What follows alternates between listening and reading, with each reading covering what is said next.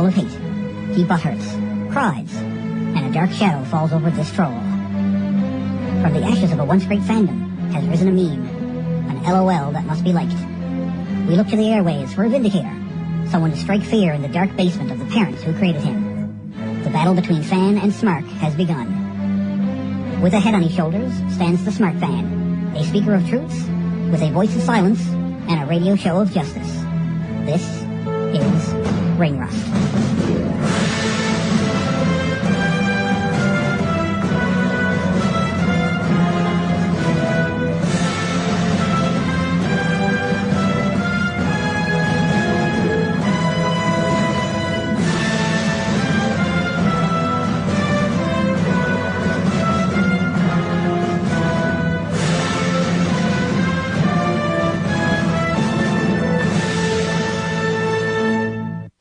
So, we're going to move into the Roadblock review on the WWE Network from the Ricoh Coliseum in Toronto, Ontario. I didn't know Ricoh's from Toronto.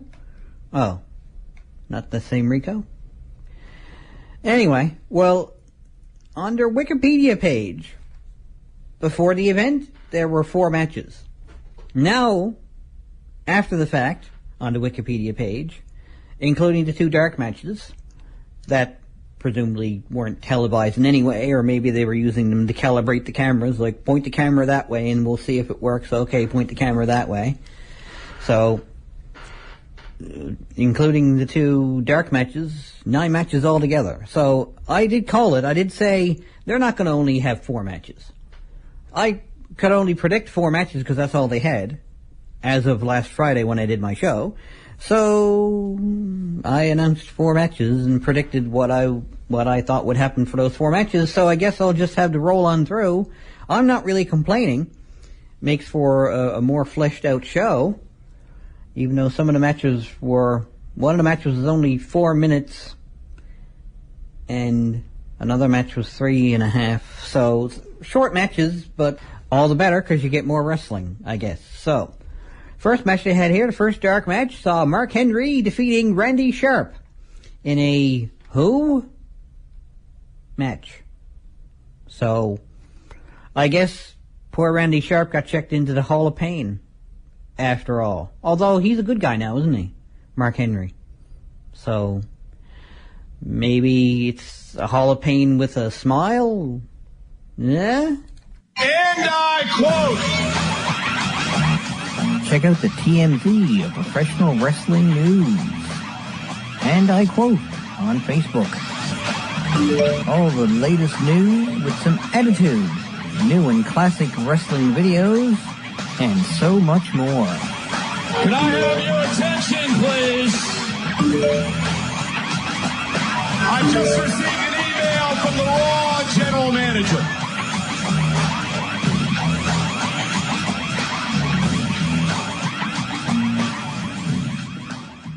Anyway, this is Fab1 Mark Jabroni. You are listening to Ring Rust.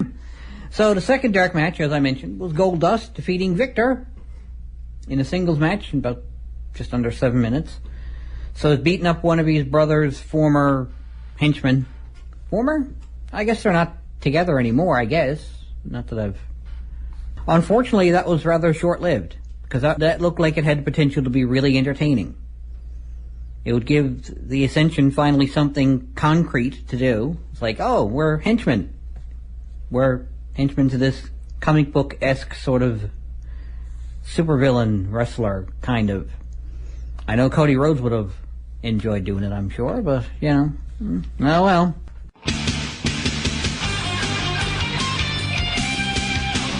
You're listening to Ring Rust Redux on Jabronology TV.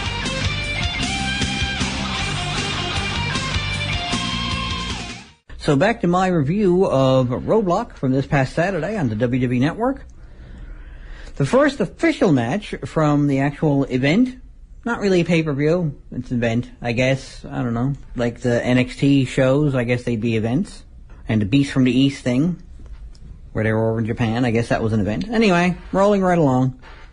The New Day, Big E Langston and Kofi Kingston defeated the League of Nations, Sheamus and King Barrett, to retain their tag team championships in less than 10 minutes. Now, I realize last week, as any regular listener will know, I enjoy naming tag teams, and I named the team of Sheamus and Barrett, who would be a team within the faction, which is called League of Nations. I called them as a team the Reunited Kingdom, because, United Kingdom, Sheamus is Irish and Barrett's from actually Britain, and the IRA. So, kaboom, they like each other now, so they're reunited. So, Reunited Kingdom. I thought it was funny. But anyway, and I realized though, I never came up with a tag team name specifically for Big E and Kofi, who I did predict were going to be the three members who were competing, for as much as it mattered, I suppose, because I think Xavier Woods is still injured. Because they keep putting up, we don't know which two of the three is going to be competing when Xavier Woods hasn't really wrestled in a while.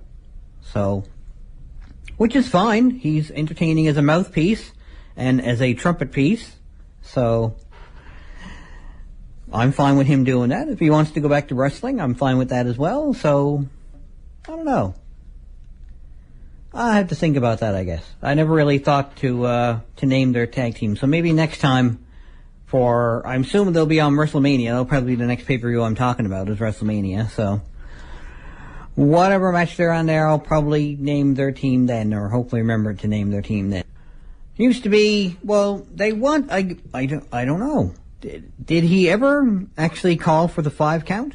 Because I seem to remember him doing it in NXT/FCW when he first came in there, and they wanted him to do that gimmick, and they gave him this theme song. And I think, because some people on Facebook don't seem, it's like we've convinced ourselves this was his gimmick when this was never his gimmick.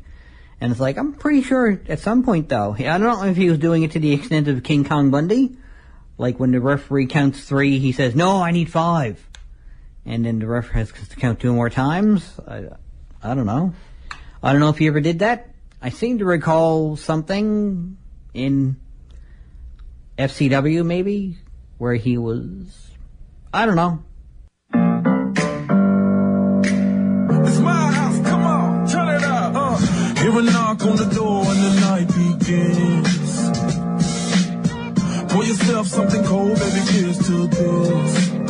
Welcome to my house, baby, take control now. We can't even slow down, we don't have to go a while. Welcome to my house, play that music too loud. Show me what you do now, we don't have to go a while. WrestleMania 32, 16 days away. Welcome to my house.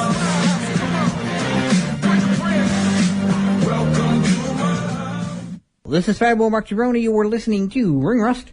Oh, not a 3.5. Sorry, I slipped into my radio voice. So next up for Roadblock. Well, anyway, it's like, yeah, that's a really difficult name to remember, Roadblock. But it's new, so it's the first one. So the next match saw Chris Jericho defeating Jack Swagger by submission in about 8 minutes. So, yay. I haven't seen the show myself yet. I just haven't gotten around to it. Looking forward to what a lot of people have said was a pretty good show, and I'm looking forward to it. So, you're listening to Ring Rust Redux on Jabronology TV.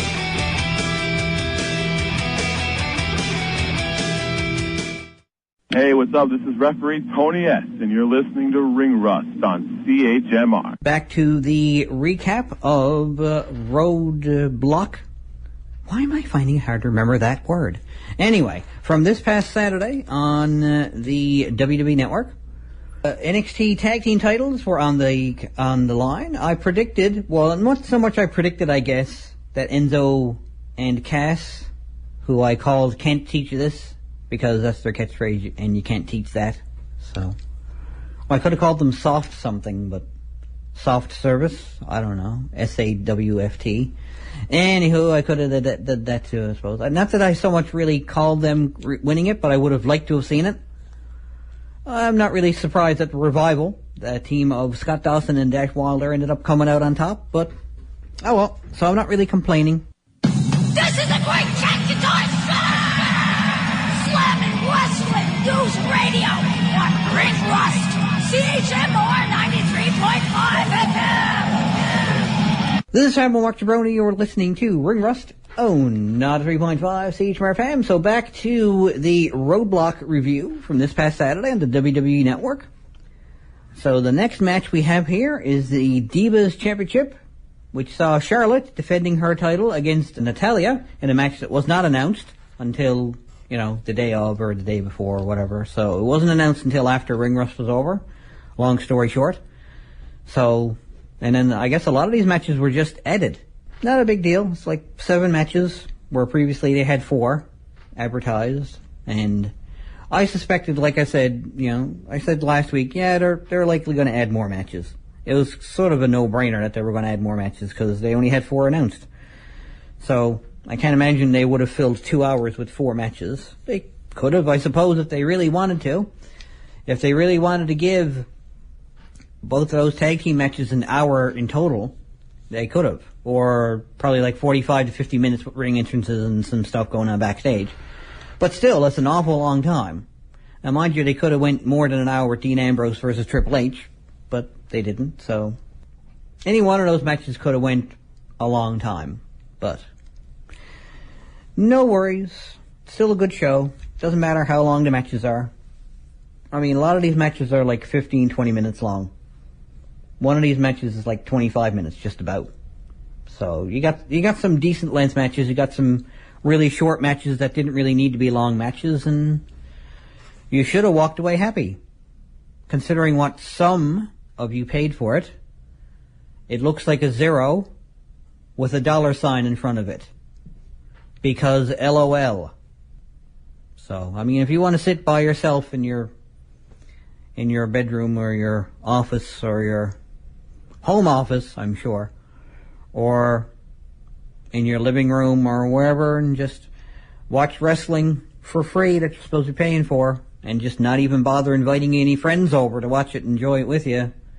I mean, if you want to get 1/4 of the experience, that's fine. That's your prerogative. If you want to get 1/4 of the experience, that's your prerogative. So, I mean, at the very least, invite some friends over.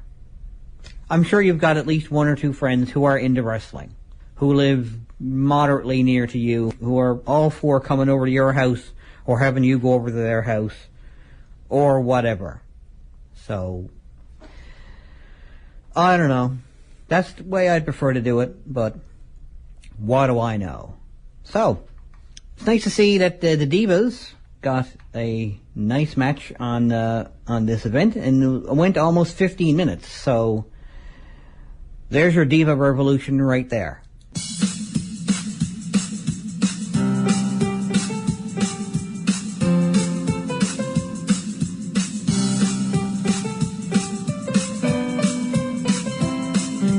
Like me on Facebook, tinyurl.com/ringrust. Follow me on Twitter @MarkJabroni, and subscribe to Jabronology TV, youtube.com/fanboymarkjabroni.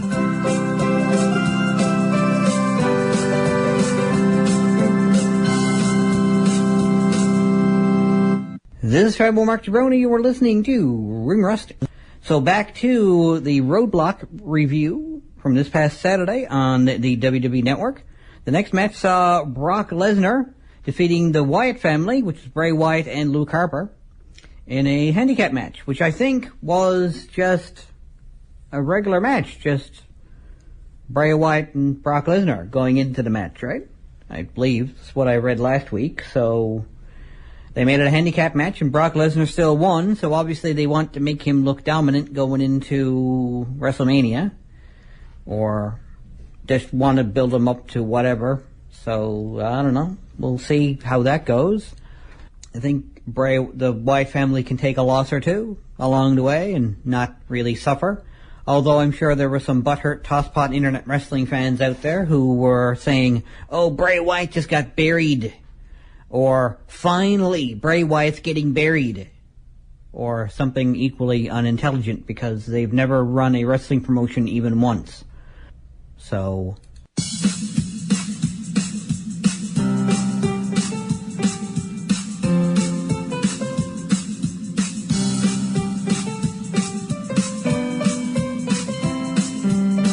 Like me on Facebook, tinyurl.com/ringrust. Follow me on Twitter @MarkJabroni. And subscribe to Jabronology TV, youtube.com/fanboymarkjabroni.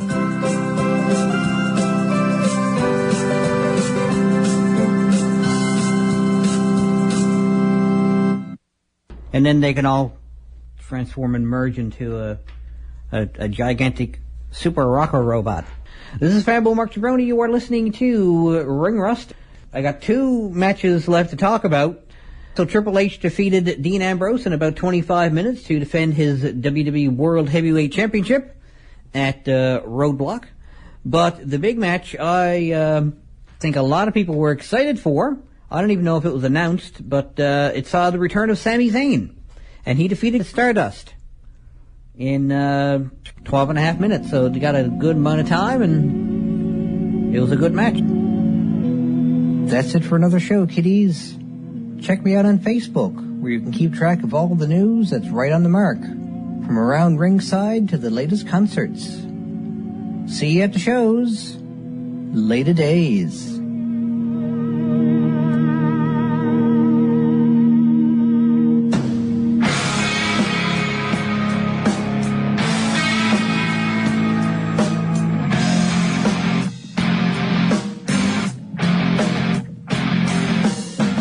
This is 93.5 CHMR FM.